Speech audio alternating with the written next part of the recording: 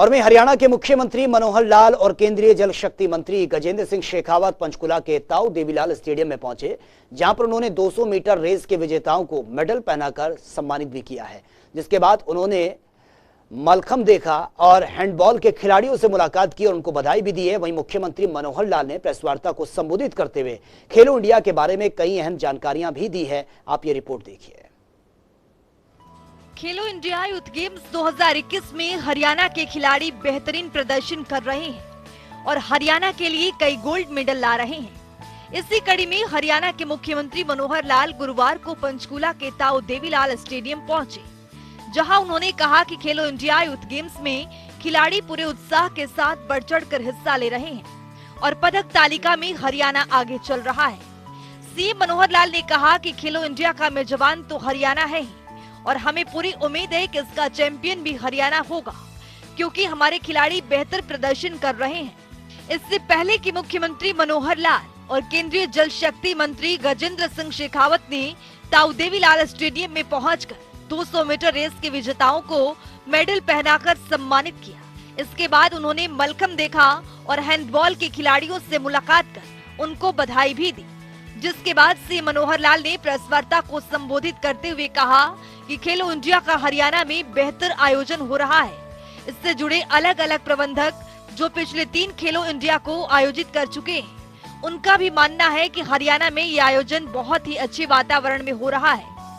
CM Manohar Lal ने आगे जानकारी देते हुए बताया कि कोरोना की वजह से ये आयोजन 3 बार स्थगित हुआ, लेकिन अब अतुल्य माहौल में आगे बढ़ रहा है। मुख्यमंत्री ने इस आयोजन में पहुंचे सभी प्रदेश के खिलाड़ियों को उनके उज्जवल भविष्य और बेहतर प्रदर्शन की शुभकामनाएं दी।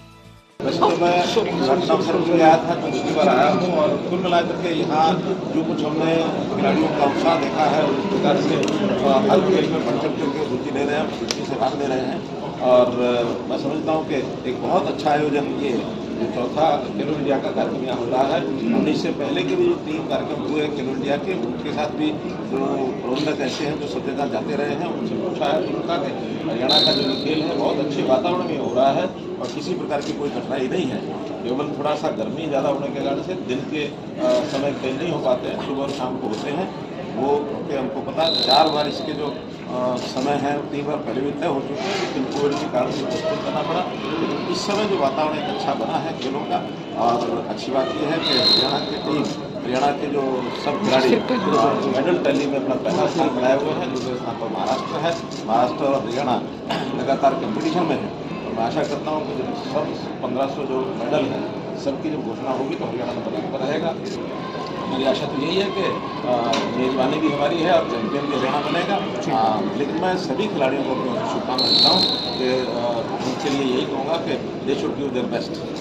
मुख्यमंत्री मनोहर लाल ने खेलो इंडिया में 5 पारंपरिक जोड़े गए खेलों पर कहा कि पहला मौका है जब खेलो इंडिया में 5 पारंपरिक खेलों को शामिल किया गया है। इसमें मलखंब, गतका, थंगता, योगासन और कलारी पट्टू शामिल है।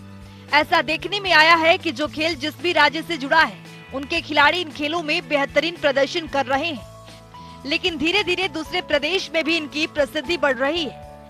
सीएम ने कहा कि जब हम इन परंपरागत खेलों को आगे बढ़ाने के लिए अवसर प्रदान करते हैं तो निश्चित रूप से खिलाड़ियों का हौसला बढ़ता है। मुख्यमंत्री ने मलखंब का उदाहरण देते हुए कहा कि आज उन्होंने इस खेल की एक प्रतियोगिता को देखा जिसमें महाराष्ट्र के खिलाड़ी अच्छा प्रदर्शन कर रहे थे, क्योंकि ये खेल उनके राज्य से जुड़ा हुआ है। 5 पारंपरिक खेल जो है वो इसमें जुड़े गए हैं और उसमें जो कि हर स्टेट के साथ कोई ना कोई खेल जुड़ा हुआ है। स्वाभाविक है कि उन प्रदेशों के खिलाड़ियों को बहुत उत्साह मिलता है। जैसे मैं मलखंब के भी खेल को मैं देखा था, अभी देखा हमने, तो महाराष्ट्र के जो खिलाड़ी हैं उनसे बहुत टॉप पर है, क्योंकि वहाँ का एक परंपरागत खेल है मलखंब। हालांकि हमारे हरियाणा में भी शुरू तो नहीं किया है, लेकिन जिस प्रकार से महाराष्ट्र ने अपना परफॉर्म किया है बहुत ही अच्छा किया है। इसी प्रकार गतका है, वो भी हमारे जो खिलाड़ी हैं उसको अच्छा खेल रहे हैं। सभी परंपरागत खेलों को जोड़ा जाए तो मैं समझता हूँ कि धीरे धीरे ये प्रावधान होगा और स्थानीय लोगों को इसका लाभ होगा। केंद्रीय जल शक्ति मंत्री गजेंद्र सिंह शेखावत ने कहा कि प्रधानमंत्री नरेंद्र मोदी ने खेलों और खिलाड़ियों के लिए अनुकूल वातावरण बनाया है। देश में बेहतर खेल इंफ्रास्ट्रक्चर और खेल के अच्छे वातावरण की वजह से खेल का स्तर सुधरा है। खिलाड़ियों को समय पर सिलेक्ट किया जाता है और उन्हें समय पर ट्रेनिंग दी जाती है। शेखावत ने मुख्यमंत्री मनोहर लाल के कार्यकाल की तारीफ करते हुए कहा कि इस दौरान खेल और खिलाड़ियों ने खूब तरक्की की है। हरियाणा ने जिस तरह से खेल इंफ्रास्ट्रक्चर, खेल पॉलिसी और खेलों में सहयोग किया है, उससे प्रदेश का खेलों में नाम रोशन हुआ है। उन्होंने कहा कि हरियाणा ने खेल के क्षेत्र में एक आदर्श स्थापित किया है, इससे दूसरे राज्य भी प्रेरणा लें। खेलों के साथ में मेरा बहुत पुराना जुड़ाव है।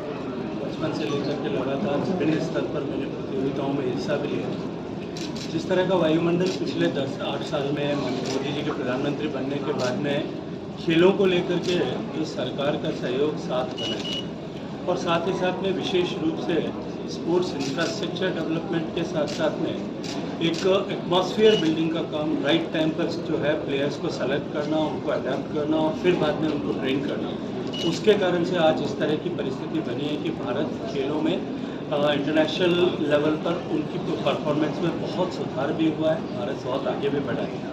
हरियाणा ने निश्चित रूप से इस विषय में आदर्श स्थापित किया है और देश के अन्य प्रांत भी यदि हरियाणा की तर्ज पर अपनी स्पोर्ट्स पॉलिसीज़ को भी बनाए, इंफ्रास्ट्रक्चर को भी बनाए और खिलाड़ियों को राइट एज पर चिन्हित करके इंसेंटिवाइज करने का यदि काम करेंगे, तो मैं ये मानता हूँ कि भारत में इतनी क्षमता है।